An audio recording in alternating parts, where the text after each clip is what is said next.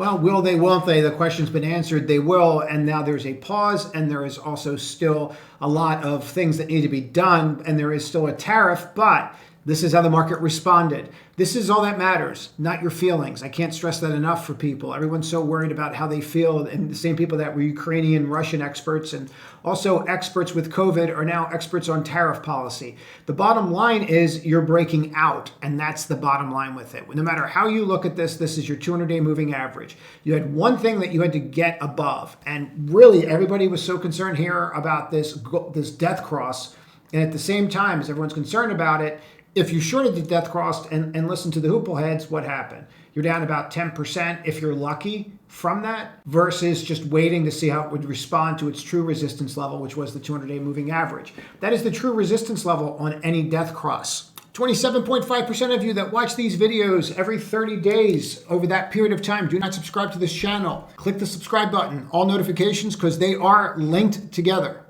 To me, it is glaringly obvious that you subscribe to this channel, but do what you're comfortable with. We're going to talk about the elusive death cross here and a little bit in regards to the S&P. Obviously, I really can't hammer this point home for people. You know, when we were here and we were telling people to buy that dip, a lot of people were afraid, but it's in those dips, it's in the fear where the money is made. And this is a perfect example of what we're talking about right now, where here we are, and you're down here, you're about 14% from when that flipped. Now, if you took that 14% from that level, that's where you were, and you come up to where you currently are now, that is the difference, about 36%. Interestingly enough about that statistic, I'll show you that in a second, but this is like what we were saying publicly in the pre-market, and I'd make sure you watch those in the mornings if you're not. But what's so important about this, and what I think is so interesting, that 36% level, this is where people are like, oh, it's time to start buying. No, they were buying this as a risk-off asset for a hedge against currencies, and now they don't need it. But everybody already knows what's going on with the tariffs, so this trade's kind of, I won't say it's busted, but that 105 does become more of an issue. But now everybody knows exactly what's going on. What people should do when they see these death crosses, they should be paying attention to this line right here, the 200, because that is your resistance. And you flipped it here. And as soon as you did that, you knew that this death cross was negated. Before we get into some names that moved today, I think it's super important to understand this was a super hard day. This was not an easy day, but you're getting a lot of these hammers and dragonflies at the top of the chart. XLI has clearly broken out here. Unless you're going to do something miraculous where China's going to come out and say, just kidding. You definitely broke this DTL, and you're setting up to break out very nicely here. If you look at the XLK, you are back above the 200-day moving average. This is super important just for a sense of understanding. IGV, the higher high. It's almost a perfect left, head, right, inverted head and shoulders, breaking out.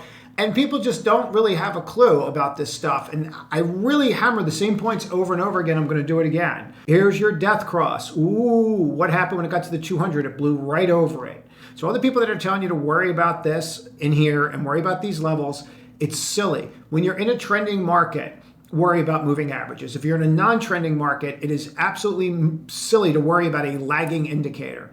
It's one of the biggest things that I kept trying to point out to people. For example, when we go to the Tesla trade, and we're going to walk through this today, I remember talking to people about this, and they're like, oh, I'm going to wait till it's above the 5-day. And the question is why? You're in a trendless market. So are you better off, and I'll clean this all off for a sec, but are you better off in a trendless market looking at support and resistance, or are you better off looking at a moving average? Because if you're looking at support where you're hitting down here, you might find a spot that's interesting to buy. And if you've been watching these videos for some time, you know exactly what we're talking about. If you come here and take a look, where should you have been getting out? At resistance. Where are these people buying that are flipping the 5 or flipping the 3 in a non-trending market? There's a huge difference between trending and non-trending. When you're in these non-trending markets, oh, I'm going to buy them above the 5. Wham, Matumbo. Wham. It's over and over again. Wham. It just keeps happening. Now, support and resistance. Take one thing away from this video, guys.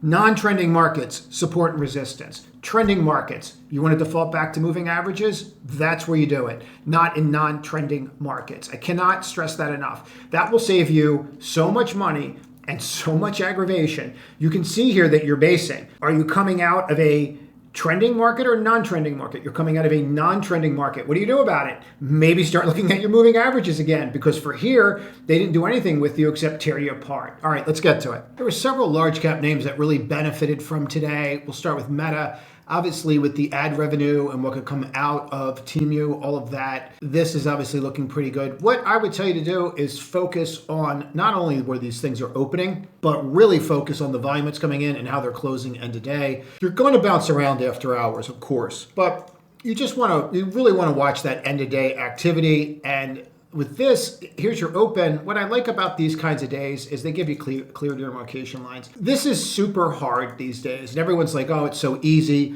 It's really not, because even if you're buying down here, let's say you're doing options, you're just bleeding out through the time and the volatility on the way up, which makes it super hard. You can see the battle going on here at the open before it finally started to lift. There was a quick day trade that I actually did in this one, but I want to walk through the Tesla one because I think that's a better representation of what today was like. But these kinds of days, really your position from last week, you're coming into today and you're selling into this versus going, oh, I need to buy. Super hard day, because even by the time you get above that open in this high wick, something like this, there's $6 there, maybe there's 1%. Now, tomorrow is another day and we'll have to see how that goes. But for me, looking at this chart, it looks fantastic. Very little to say when you get above the open on days like today and you close near the highs. So how we open up tomorrow and how much follow-up that we get tomorrow remains to be seen. You're still in this period where you're going to have huge gap ups and gap downs, and we're going to see that some of these names, the way they're acting. What got me was which names actually closed higher than expected over the opening. Amazon sure didn't. And if you look at Amazon today on a chart, again, the reason I'm going over this is a lot of people are going to be like, oh, today was so easy, we killed it. The only way you're killing it today is if you came in, as someone likes to say, loaded for bear. If you came in long, you had a really good day. You sold into this and you did great. If you came in and tried to buy this today, you really didn't go anywhere. And it was very frustrating. And one of the things we went over early in the market, we did it pre-market publicly too, was just, hey, this is a great day to sell into this stuff. This is not really the day to be adding.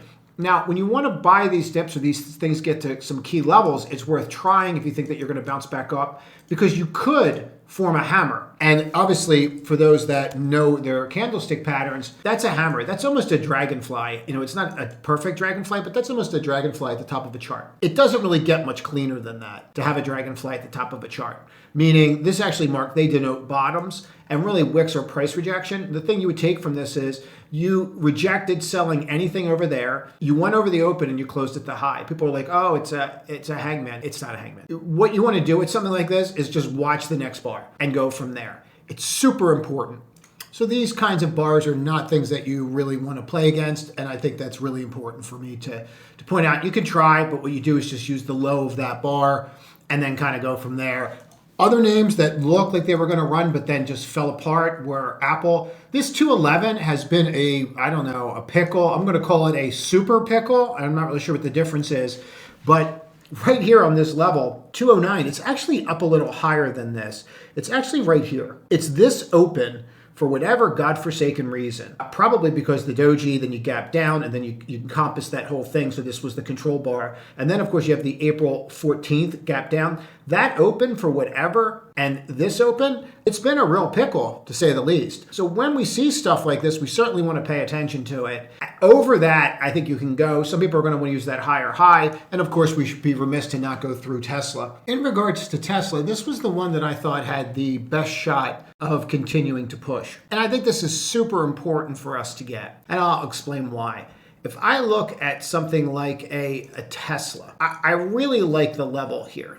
Really like this level a lot. You have this left shoulder. You can say this is the head. You can say this is the right shoulder, right to the neckline. It really looked like you were going to get through this kind of level today. And we've been seeing this build off over here. You kind of have this wonky cup, this kind of wonky handle. But more importantly, you're above some key metrics. If you're above that 55, here's the 12, the 22, and you're flipping. So this really looks like fantastic. It just really couldn't get any better. And here's the 200, and you flipped above that for the first time since you broke it. So everything was pretty aligned, and you could see this starting to move last night. For me, it was exactly what I want to see. That is the kind of movement that I'm looking for. When I see something like this, I really want to be involved. I have a swing that I've had on for a while. I've been building a swing since about April, but I have some other trades on that are different time frames. I compartmentalize my trades if you ever watch these videos, and I would suggest that you subscribe to this channel, click all notifications, because what we go over here is super timely.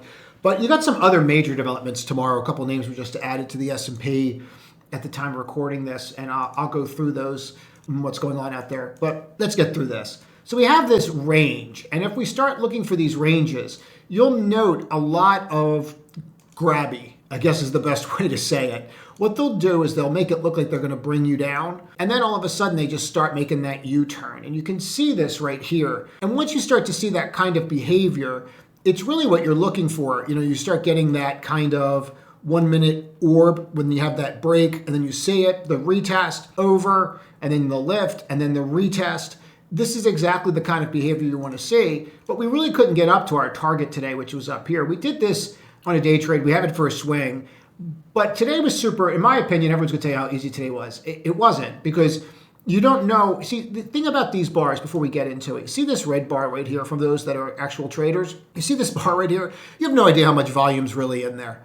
And you have no idea how it's going to act and where it is unless you're going to start breaking this 1 minute bar down into seconds. You don't know how much is in here. And this is what makes trading in these so important. Why this is significant is once you understand that, you get into those names that get above the open and can hold above the open. And I'll show you what I mean by that in a second, because they become the ones that on days like today that you want to buy. Take a look at this trade. This is what you're looking for, these kinds of patterns. Down 1, 2, 3. This is your bar here, and then the higher high is what you buy. And then you use that low as your stop. They're called bullish hook reversals. That might actually go here. There's actually a long here. I bought some, and I can just use that as my stop, and I can stay in it all day now. And that would be my first target, 22. Paid 315.52. Up about $1 in it. I'm not doing anything with it. That's my stop. Or I can move it to break even, which is stupid because the ATR will take me out. So I have to make a decision. Am I willing to give up the $2? If you did that trade and you're not, then take the $2. Not really what I wanted to do. Up 2, I'm going to trim more. I just don't trust this market. So you have a clear shot to this 22, but you'd have to look at this and think that that's probably where I should trim the rest. The way this market's acting, 100% out of the Tesla trade gain. Now, I hope you found that helpful. Showing live trades, showing TradeZilla. We're going to come back to that. I've been asked a lot to do that, to really start getting into that again. So I'm going to start showing the trading journal here and there. And I will also start showing more live trades and doing more educational videos, because that's really where the comments are going. So we're getting there. I'm thinking once a week just to do a more educational class or some kind of live stream, but we'll get to there. But keep the comments coming because it's how I create content. Coin, after hours, bing, bang, boom, got added to the S&P 500. I really think the one thing holding it back was a lot of the conjecture about them being sued. You're forming a flag. It's actually looking fairly decent. Just disclosure at the time of recording this, I have a trade on and I am long it. And I like what I'm saying. I don't know if I'm going to hold it overnight or not. It's got to figure out what it wants to do up here. Obviously, you can see this right here, and you can see that 225.86 seems to be holding off right there. So we'll see how this goes up here. But obviously, it's having a really good night. I mean, shorts just really can't get a break, can they? If we do the simple things and just pop in the 200, probably not the worst idea to see where it is down here, right where your battleground is. So I'll have to watch this later and just see how it plays out. But I think that the easy money here, after hours might be made, but definitely going to really annoy a lot of short sellers tomorrow who already had, a really, really bad day here today. And DFS is out, and that really shouldn't be a shock to anybody. They're going to merge with COF, so they are obviously going to be out of the game here. And it's really an interesting merger. You have this merger of 1-for-1 where DFS is going to be essentially merged into Capital One, 1-for-1. So we'll see how this goes, and should be interesting to say the least. Other names that I thought were super interesting today, NRG, when you look at it from here, it doesn't look like much, but what a move, what an absolute monster. And they are in the AI power space, and you can just see the absolute explosion here. There's 3 names in that space that I've gone over now ad nauseum in this community. One is NRG, one is VST, and the other is CEG. I don't know how to be any clearer that you're just going to need way more power, and a lot of people are way off on where these things are going. You look at these dips from April 7th on, and you realize that this name's up 100%. So, are these things done? Probably not. Look at this volume that came in here. It's just absolutely insane. I don't think people really get this yet, how much power you're actually going to need. Company's been around forever, and all of a sudden it's doing 50% greater than earnings than it's ever. Like, it's just crazy. I read this whole article over the weekend on it, and to me, what was just so fascinating here, it is from 2004, so you're at all-time highs. And look at this level right here that you just broke out of. It's just nuts. It's something like we're at 6 times already year over year the power that we used from last year. So no wonder people's bills are going up, and no wonder that they're looking for ways to power this. So again, something that I would certainly take a look at and watch if you see any kind of follow through tomorrow. There were a couple other little guys that came out, but that was really the big one for me that I thought was worth mentioning on the earnings front. There are some others this week that look great. SE, so they will come out with earnings tomorrow. You have this double top up here. I really like the way that this is acting. I think there could be something to this. I also thought it was pretty interesting that names like ONON really didn't do what everyone expected them to do today, which was get out of their own way. Up $1, $1.50 when you start having this issue with China, this is not really what you were expecting. Or Nike, we have the open and then you didn't go anywhere. Or Lulu, you opened, but we would have expected these huge rips on this news and we didn't get that. What we got were these island reversals. It's possible that these are secondary names that people are not paying attention to yet. And that means that we might want to pay attention to those tomorrow. Some of these earnings are going to be pretty wild tomorrow. I would definitely watch the SE. I also think watching JD tomorrow, and I'm not huge with the China names, but watching JD and how that acts. And we're seeing a lot of interest in the nuclear space. So when we see something like this with OKLO, even though they don't have any earnings, I would certainly pay attention to this. I definitely think it is worth it. That is it.